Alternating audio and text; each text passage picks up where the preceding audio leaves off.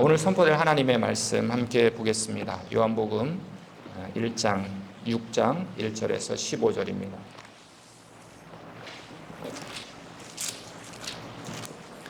교독하시겠습니다. 그 후에 예수께서 디베라의 갈릴리 바다 건너편으로 가시매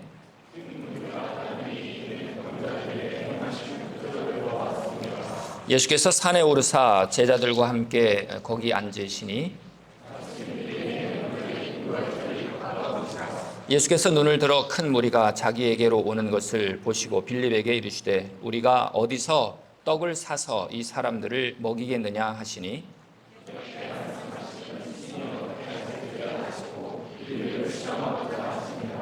빌립이 대답하되 각 사람으로 조금씩 받게 할지라도 200데나리온의 떡이 부족하리이다.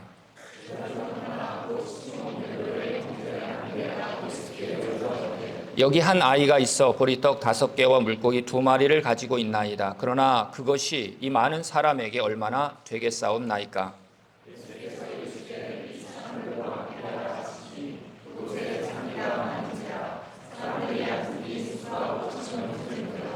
예수께서 떡을 가져 축사하신 후에 앉아있는 자들에게 나눠주시고 물고기도 그렇게 그들의 원대로 주시니라.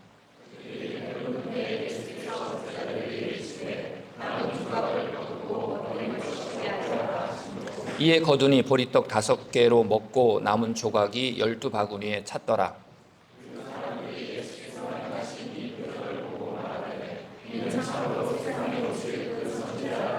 같이 읽겠습니다. 그러므로 예수께서 그들이 와서 자기를 억지로 붙들어 임금으로 삼으려는 줄 아시고 다시 혼자 산으로 떠나 가시니라. 아멘. 기도하겠습니다. 하나님 아버지, 하나님의 말씀이 선포되는 이 시간 성령께서 말씀을 깨닫게 하여 주시옵소서.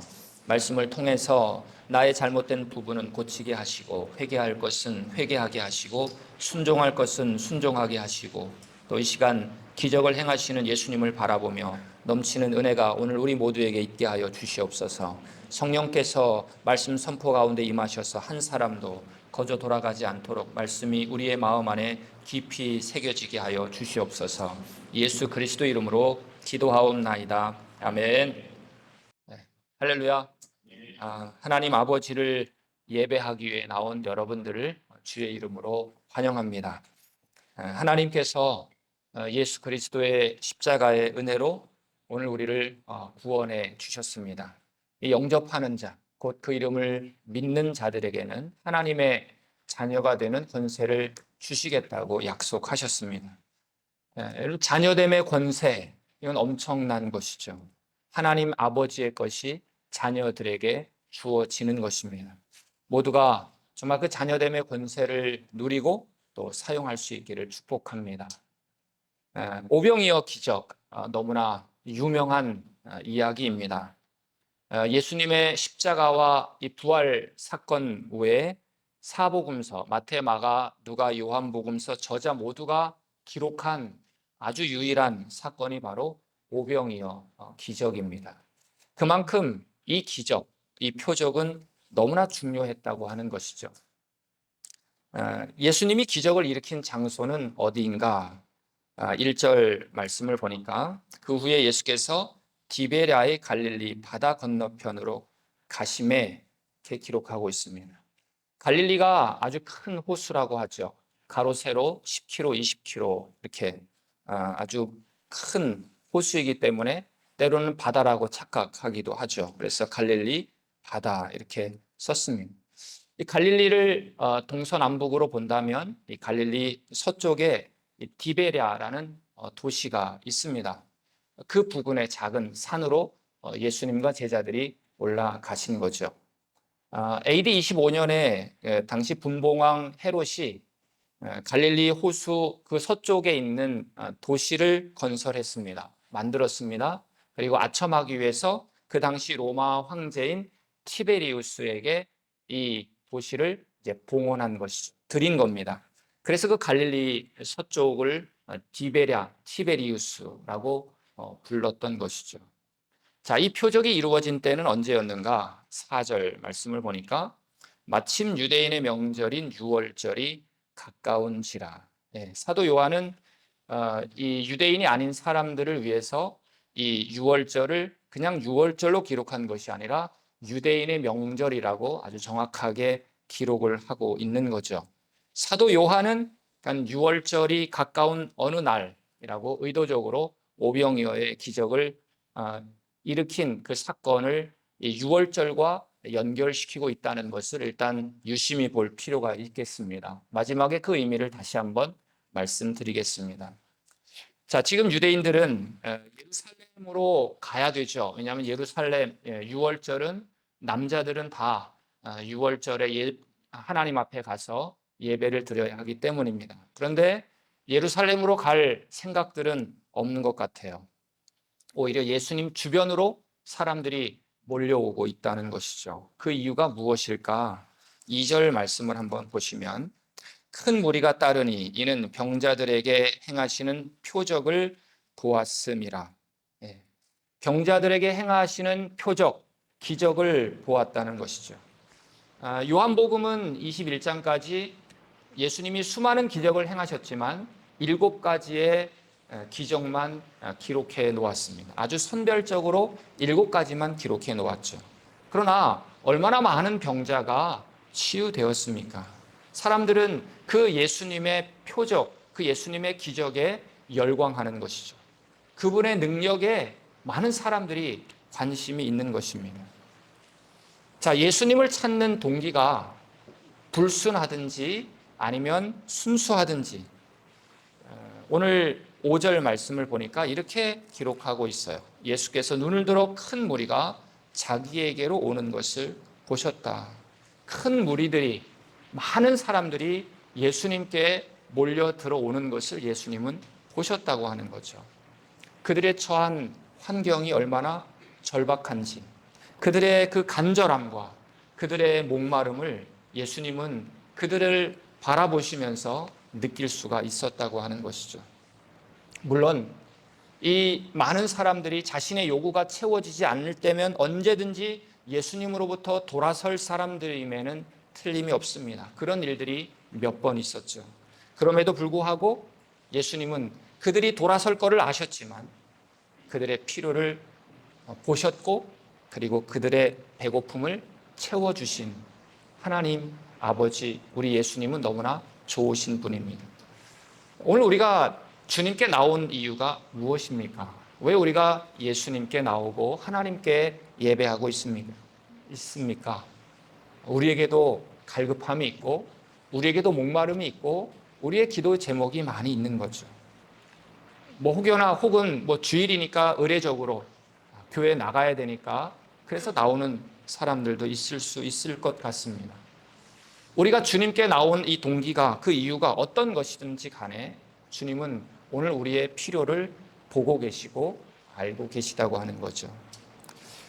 주님께 몰려드는 그런 사람들을 보시고 예수님의 마음은 어떠셨을까? 이 오병이어의 기적을 동일하게 기록한 마가는 이렇게 기록을 하죠. 마가복음 6장 34절 한번 같이 읽겠습니다. 예수께서 나오사 큰 무리를 보시고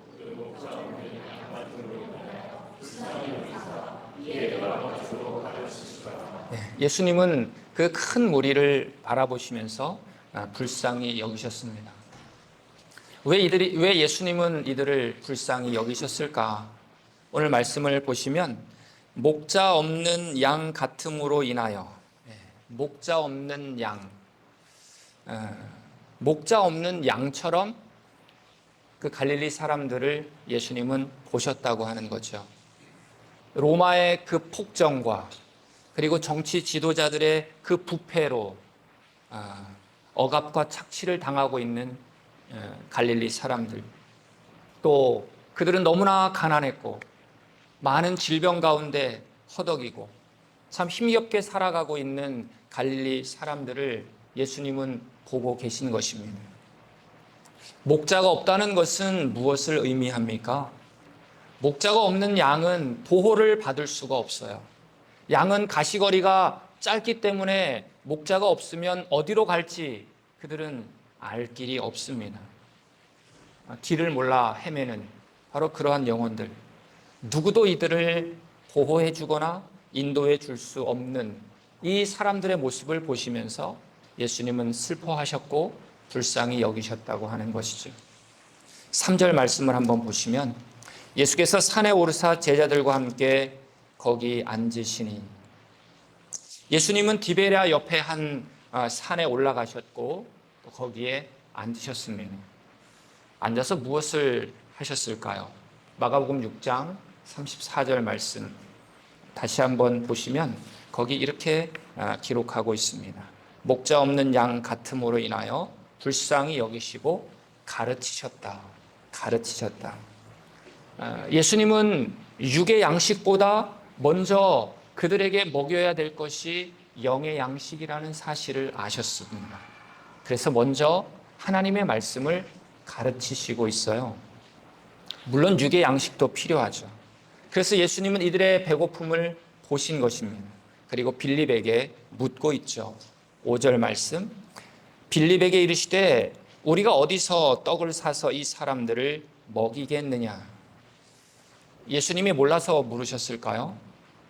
이 질문은 사실 의도를 가진 질문입니다.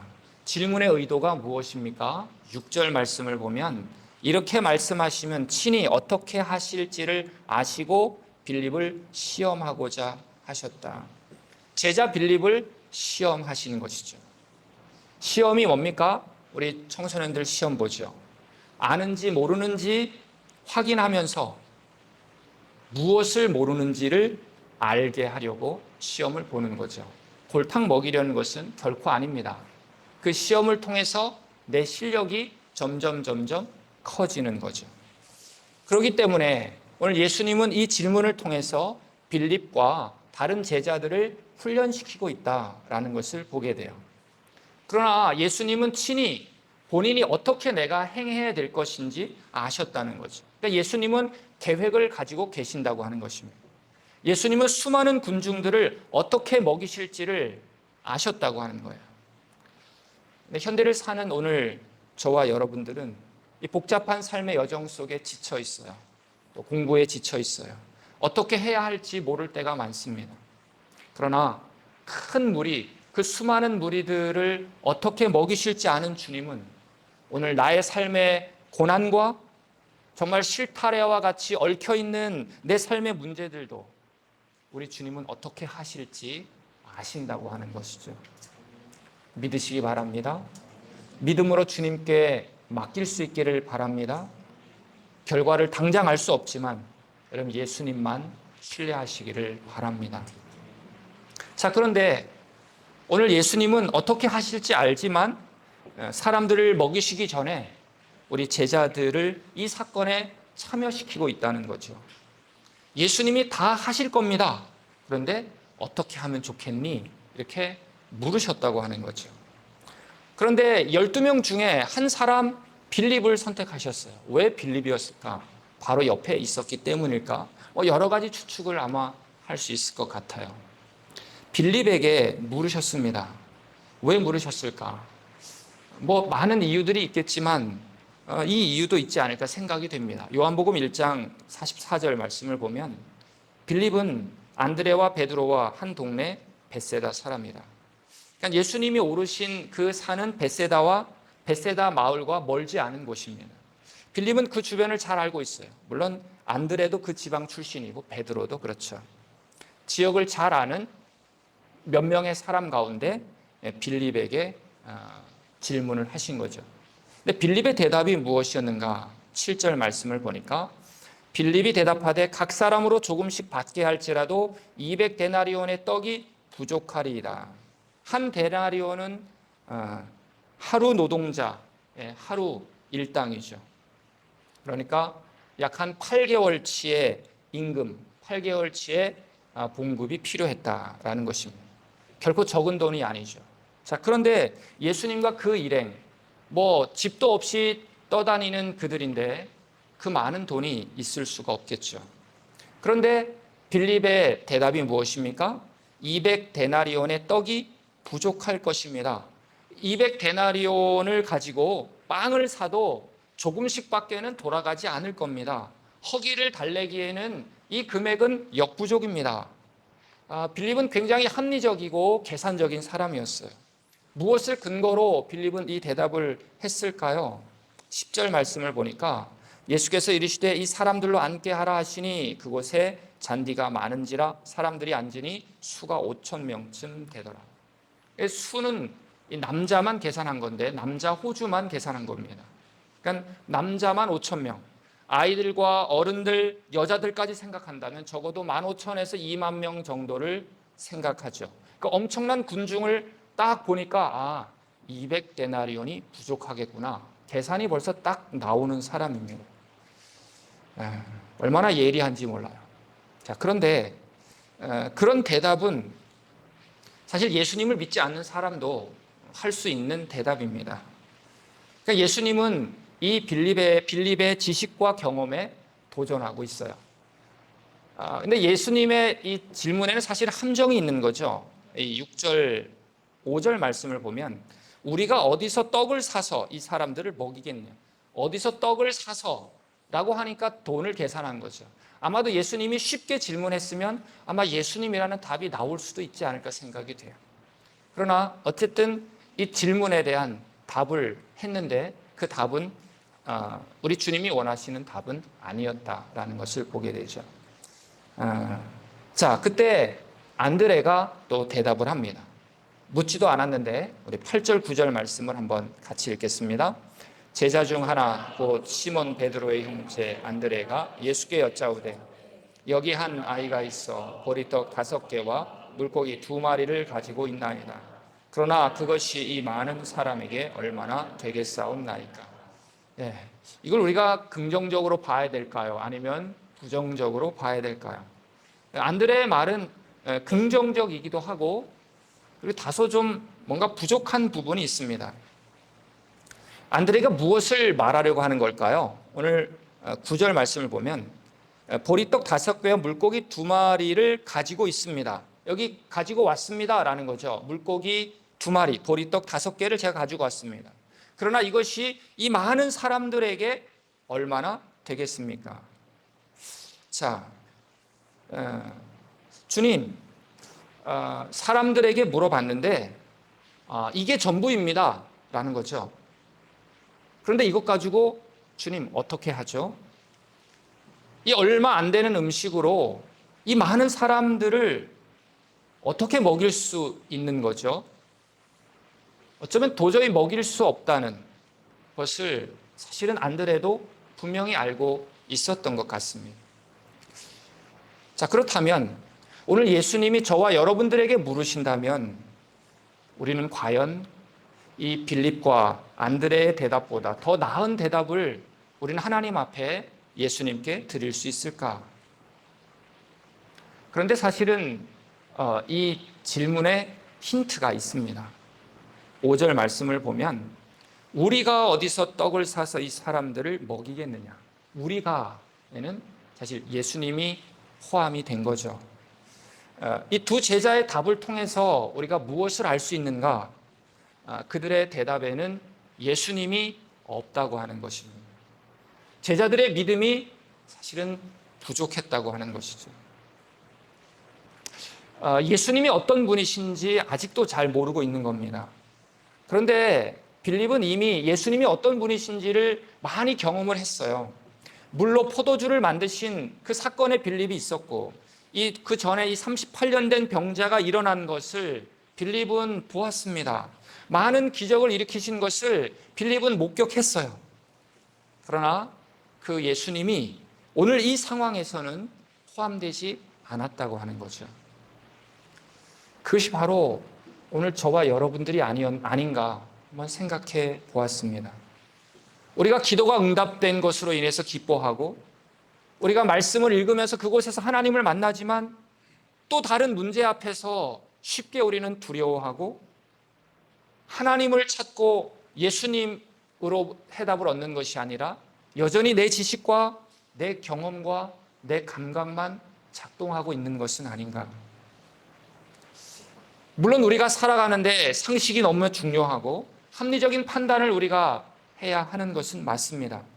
그렇지만 오늘 우리는 믿음 생활하면서 이 상식과 현실을 뛰어넘어서 하나님이 개입하시고 하나님이 기적을 내 삶을 통해서 일으키시기를 우리는 바라고 있어요.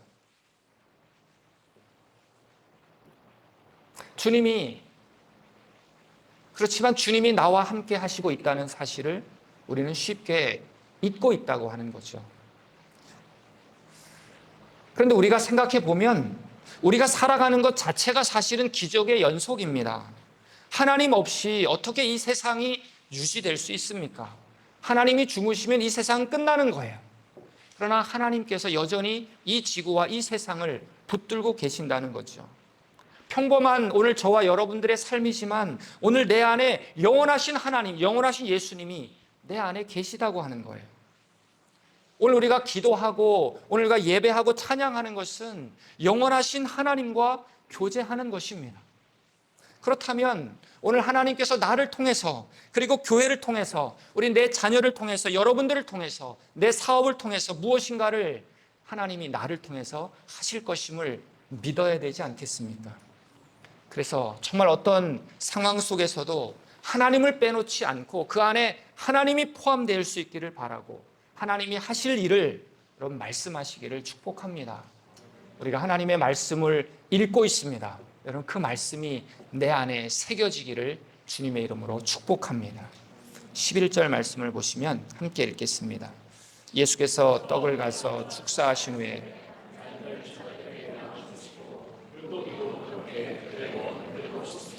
아멘.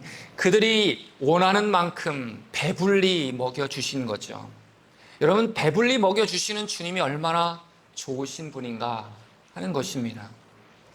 원 없이 그들이 먹을 수 있었다 라는 것을 확실히 보여주는 증거가 뭡니까? 빵과 생선이 남았다는 거예요. 남았다는 것은 그만큼 너무나 잘 먹었다는 거죠. 보리떡 5개와 물고기 2마리로 시작해서 2만여 명이 넘는 사람들을 먹였는데 남은 것이 12바구니였다는 거예요. 좀 전에 빌립은 뭐라고 말했습니까? 200데나리온의 떡을 사도 조금씩밖에는 돌아가지 않을 것입니다. 그런데 예수님은 오늘 11절 말씀에서 그들의 원대로 주셨다. 정말 광야에서 넘치고도 남는 그 잔치 아닙니까? 그런데 예수님은 말씀을 보니까 먹고 남은 음식들을 버리지 않고 거두게 하셨어요. 12절 말씀 보니까 그들이 배부른 후에 예수께서 제자들에게 이르시되 남은 조각을 거두고 버리는 것이 없게 하라. 왜 그러셨을까요? 먹고 남은 음식은 쓰레기가 아니라는 거죠. 남은 음식은 지금 먹었던 음식도 하나님의 은혜를 담고 있는 증거라고 하는 것입니다. 영적인 의미를 한번 생각해 볼까요? 우리가 받은 은혜의 체험들이 참 많습니다. 오병이어의 기적도 정말 놀라운 하나님의 은혜를 그들이 체험한 거죠. 하나님이 주신 축복과 그 은혜를 가볍게 여기거나 소홀히 여기지 말라는 것입니다.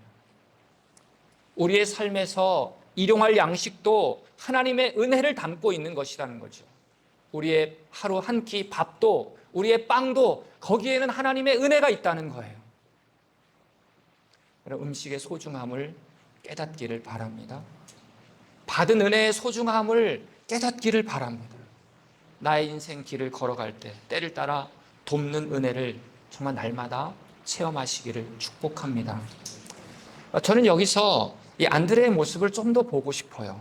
8절 9절 말씀을 보니까 제자 중 하나고 시몬 베드로의 형제 안드레가 예수께 여짜오되 여기 한 아이가 있어 보리떡 5개와 물고기 2마리를 가지고 있는 아이. 그러나 그것이 이 많은 사람에게 얼마나 되겠습니까? 여러분이 안드레라면 2만 명이 넘는 군중 틈을 뒤집고 나가면서 아이의 도시락이었던 이 오병이어를 주님 앞에 가지고 나올 수 있었을까요? 수만 명의 군중들 앞에서 사실 오병이어는 아무것도 아닙니다. 여러분 손이 부끄럽지 않습니까? 아이 그래? 너나 먹어라. 이렇게 하지 않을까요? 여러분 가지고 온 떡은 보리떡입니다. 보리떡은 가난한 사람들이 먹는 거예요. 물고기는 소금에 절인 아주 작은 물고기라고 하죠. 한 아이가 그 한 끼 식사로도 많이 부족한 양이 바로 보리떡 5개와 물고기 2마리인 것입니다. 그런데 안드레는 왠지 모르게 오병이어를 드리고자 하는 그러한 담대함과 그런 용기가 있었다고 하는 거예요. 오늘 우리에게도 부족해 보이는 오병이어를 다 가지고 있어요.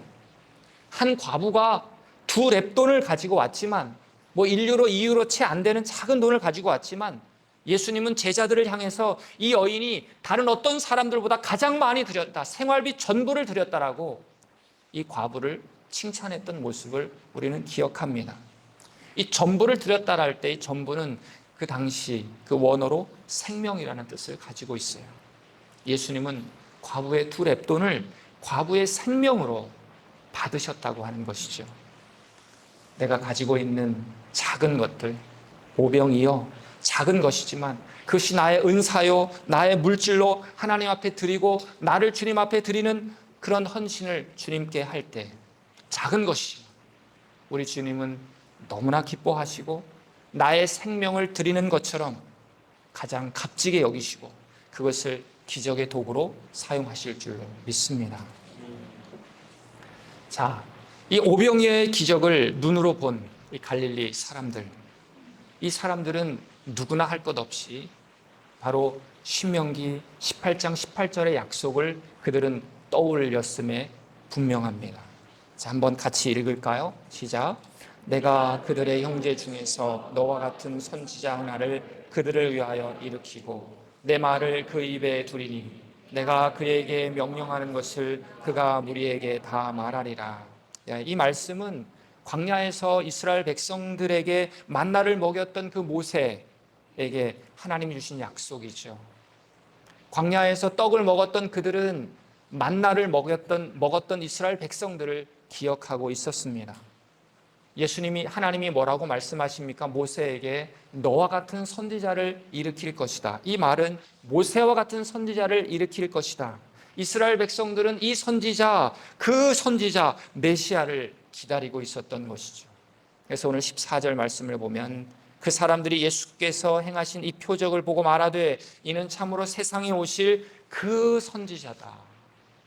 모세가 예언한 바로 그 선지자라고 말하고 있었던 것이죠.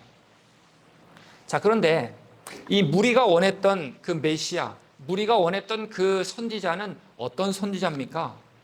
마치 이집트로부터 이스라엘을 구출했던 모세처럼 로마로부터 이스라엘을 구출할 그 2번째 모세가 되기를 원했던 것입니다. 뭔가 힘과 능력으로, 뭔가 권력으로 그 당시에 핍박받고 있는 그 사람들은 우리를 억압하고 있는 그 로마의 그 억압 속에서 빠져나오고 싶었던 것이고 그 일들을 행할 선지자를 바라고 있었던 것이죠. 그렇지만 오늘 예수님은 그들의 의도를 다 파악하십니다. 그리고 그들을 두고 혼자 산으로 떠나가셨다. 15절 말씀을 보니까 그러므로 예수께서 그들이 와서 자기를 억지로 붙들어 임금으로 삼으려는 줄 아시고 다시 혼자 산으로 떠나가시니라. 그들이 예수님을 왕으로 삼으려 했을 때 주님은 왜 떠나셨을까? 왜 떠나셨을까? 예수님이 왕으로 이 세상에 오신 분이 아닌가요? 우리는 예수님을 우리의 왕이라고 부르지 않습니까? 우리가 예수님을 왕이라고 고백할 때 우리 주님은 기뻐하지 않습니까? 그런데 왕으로 부르는 동기가 중요하다고 하는 거죠. 사람들은 예수님을 왕 삼으려는 그 이유가 무엇이었을까? 그것은 자신들의 배를 채우는 왕, 500년 넘게 지속됐던 그 세상의 권력으로부터, 침략으로부터 구원해 줄 것을 바라고 기대했던 그 사람들이었다고 하는 거죠. 다윗같이 정말 정치적인 왕을 원했던 것입니다. 그런데 그것은 예수님을 경배하려는 것이 아니라 예수님을 미혹하는 것입니다. 영광의 자리로 가라고 하는 거죠. 십자가의 길로 가지 말라고 하는 것입니다. 예수님께서 이 세상에 오신 것은 우리를 위해서 죽으시기 위해서 십자가의 길로 가시기 위해서 오셨는데 우리는 당신을 왕으로 섬길 테니까 우리 이 자리에 우리와 함께 거하십시오. 라고 예수님을 유혹하고 있는 것이죠. 예수님과 어떤 관계, 어떤 개인적인 관계를 맺는 것이 아니라 우리의 우상이 되어 달라는 것입니다. 우리가 원할 때 무엇이든지 줄 수 있는 그런 왕이 되어 주십시오. 예수님은 지금 영광 받을 때가 아닌 것입니다. 여러분, 하나님의 나라는 무력으로 총과 칼로 통치하는 나라가 결코 아닙니다. 하나님의 나라는 사랑과 희생으로 세워지는 나라이죠. 그렇기 때문에 오늘 이 예수님은 왕이 되기를, 그런 왕이 되기를 거절하신 것입니다. 예수님께서 모든 것들을 멀리하고 홀로 산으로 올라가셨어요. 15절 말씀, 다시 혼자 산으로 떠나가시니라. 왜 올라가셨을까요? 마가복음 6장 45절 46절 말씀을 우리 한번 같이 읽겠습니다. 예수께서 즉시 제자들을 재촉하사 자기가 무리를 보내는 동안에 배 타고 앞서 건너편 벳세다로 가게 하시고 무리를 작별하신 후에 기도하러 산으로 가시니라. 아멘. 예수님은 기도하러 산으로 다시 올라가십니다. 홀로 하나님과 대면해야 할 때임을 예수님도 아셨다는 거죠. 그 영광의 자리에서 예수님은 오래 머물러 있지 않았습니다. 바로 내려오셨어요. 우리가 사는 길, 우리가 신앙생활을 한다는 것은 다시 혼자 산으로 가는 그러한 여정이 아닌가 생각해 보았습니다. 기도를 통해서, 하나님과의 만남을 통해서만이 우리는 하나님의 뜻을 붙잡을 수 있는 힘을 얻게 되는 것입니다. 아무리 바쁘더라도 정말 기도의 골방을 내어주지 마시기를 바랍니다. 아니, 바쁘고 힘들수록 더욱 자주 그런 골방으로 들어가야만 합니다. 홀로 하나님과 독대할 수 있어야, 기도해야 세상 앞에서도 무리 앞에서도 흔들리지 않는 것입니다. 다시 혼자 산으로 가는 성도, 기도를 선택하는 성도, 이런 성도를 저는 우리 교회에서 많이 볼 수 있기를 바랍니다. 말씀을 마치겠습니다.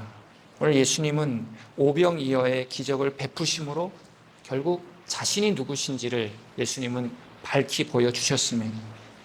오병이어의 기적 사건을 유월절과 연결시키면서 예수님께서 바로 그들을 위해서 자신의 살과 피를 먹고 마시게 할 분이심을 나타내신 것입니다. 이 요한복음 6장의 메시지는 바로 그렇게 이어지게 되는 것이죠. 예수님 자신이 생명의 떡이라는 것입니다. 육신의 떡을 먹으려고 너희들이 애쓰지 말고 이제 생명의 떡인 나를 먹어야 되지 않겠느냐. 오늘 우리가 예수님의 몸과 피를 먹고 마실 때 그 생명을 우리는 누릴 수 있는 것입니다. 먹고 마신다는 것은 예수님과 교제한다는 것을 의미합니다. 사랑하는 여러분, 정말 우리의 생명의 양식이신 그 예수님을 날마다 구하고, 그래서 예수님과 기쁨의 교제를 오늘도 내일도 누리시기를 주님의 이름으로 바라겠습니다. 기도하겠습니다. 여러분, 우리 주님은 빵으로 갈릴리 사람들을 그들의 원대로 먹이셨습니다. 그렇지만 예수님은 빵이 되시기 위해서 이 세상에 오셨습니다. 내가 하늘로부터 내려온 생명의 떡이다, 생명의 빵이다고 말씀하십니다.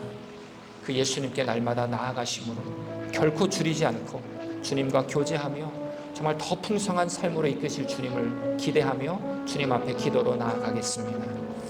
하나님 아버지, 감사합니다. 생명의 떡으로 이 세상에 오신 주님을 찬양합니다. 유월절 어린 양으로 이 세상에 오신 분이십니다. 하나님 아버지, 죽이시기 위해서, 죽으시기 위해서, 오늘 우리를 위해서 하나님 모든 살과 피를 다 하나님 아버지 내어놓으시고 하나님 아버지 우리에게 그 예수님을 먹으라고 말씀하십니다. 하나님 아버지, 그 예수님을 먹고 마심으로 하나님 우리에게 풍성한 은혜를 누리며 살 수 있도록 주여 축복하여 주시기를 간절히 원합니다. 살아계신 하나님을 바라보며 나아가는 주의 삶을 우리가 살아갈 수 있도록 하나님 인도하여 주시기를 간절히 원합니다. 성령으로 충만한 삶을 살 수 있도록 하나님 인도하여 주시고 예수 그리스도의 은혜를 누리며 살아가는 하나님의 자녀들 될 수 있도록 하나님 인도하여 주시기를 간절히 원합니다. 하나님 아버지, 하나님 그 영광의 자리에 우리 주님은 내려오셔서 하나님 다시금 예수님을 하나님을 만나는 그 기도의 자리로 나아가셨습니다. 산으로 올라가셨습니다. 그렇습니다. 주여 영광의 자리에 머무르지 않게 하여 주시고 다시 한번 주님과 독대하는 그 자리로 나아가게 하시고 예수님과 하나님 깊이 있는 교제가 있는 그 자리로 나아가게 하시고 살아계신 하나님을 바라보는 그 자리로 나아갈 수 있도록 하나님 인도하여 주시옵소서. 예수님과 함께 아름다운 하나님 아버지 하나님 나눔의 시간들이 우리 가운데 있게 하여 주시고 말씀하여 주시고 하나님의 말씀이 내 삶에 하나님 살이 되고 피가 되고 하나님 아버지 내 삶을 하나님 아버지 이끄는 귀한 말씀이 될 수 있도록 주여 축복하여 주시기를 간절히 원합니다. 주님과 드리는 생명의 교제가 그 어떤 것보다 우선되게 하시고 하나님 골방으로 들어가 주님을 찾게 하여 주시옵소서. 영광의 왕 되신 주님께 진정한 사랑을 드리고 순종을 드리고 좀 합당한 예배 삶의 모든 순간마다 돌려드리게 해주시기를 간절히 원합니다. 주여 주여 주님을 바라봅니다. 주여 하나님의 은혜가 우리 가운데 넘쳐날 수 있도록 하나님 인도하여 주시기를 간절히 원합니다. 살아계신 하나님을 바라보게 하시고 날마다 주님을 바라볼 수 있도록 축복하여 주시고 하나님 어디 성령의 충만한 은혜가 저들에게 날마다 내릴 수 있도록 하나님 인도하여 주시기를 간절히 원합니다. 살아계신 하나님을 바라보며 나아갈 수 있도록 하나님 인도하여 주시고 하나님 아버지 주님께서 주시는 풍성한 은혜를 우리가 누리며 나아갈 수 있도록 하나님 인도하여 주시기를 간절히 원합니다. 하나님 아버지 성령의 충만한 은혜가 우리 가운데 있게 하여 주시옵소서. 살아계신 하나님을 바라보며 나아갈 수 있도록 하나님 인도하여 주시기를 간절히 원합니다. 하나님 감사합니다. 넘치는 은혜가 우리 가운데 있게 하여 주시옵소서. 하나님 성령의 충만한 은혜를 우리가 누리며 나아갈 수 있도록 하나님 인도하여 주시기를 간절히 원합니다. 하나님 예수님과 깊이 있는 교제가 우리 가운데 있게 하여 주시고 예수님을 먹고 마심으로 우리가 하나님 아버지 깊은 교제와 감사와 하나님 아버지 하나님의 충만한 은혜가 우리 가운데 있게 도와주시기를 간절히 원합니다. 주님이 하실 줄로 믿습니다. 주님이 이루실 줄로 믿습니다. 하나님 넘치는 감사가 우리 안에 넘쳐날 수 있도록 하나님 인도하여 주시옵소서. 감사합니다. 아멘. 아멘. 아멘. 하나님 아버지 오병이어의 표적을 통해서 예수님이 하나님의 아들이심을 증거하셨습니다. 또한 우리의 삶을 풍성하게 이끄실 또 주님을 또 말씀을 통해서 보게 하심을 감사드립니다. 예수님을 믿는다고 하면서 우리가 빌립처럼 계산하고 상식선에서 생각하는 것에 머무르지 않게 하여 주시옵소서. 주님의 계획을 믿음의 눈으로 보게 하여 주시옵소서. 지혜가 부족하지만 내 안에 계신 주님은 지혜가 한이 없으심을 믿고 주님 의지하고 주님 따르게 하여 주시옵소서. 주님과 누리는 생명의 교제를 그 어떤 것보다 우선하게 하옵소서. 그 어떤 상황 속에서도 골방으로 들어가게 하시고 주님을 찾게 하여 주시옵소서. 영광의 왕이신 주님께 우리의 진정한 사랑을 드리게 하시고 진정한 순종을 드리게 하시고 진정한 합당한 예배를 우리의 삶의 모든 순간마다 돌려드리게 하옵소서. 예수 그리스도 이름으로 기도하옵나이다. 아멘. 우리 다 같이 일어나셔서 우리 찬송가 198장 우리 함께 부르시겠습니다.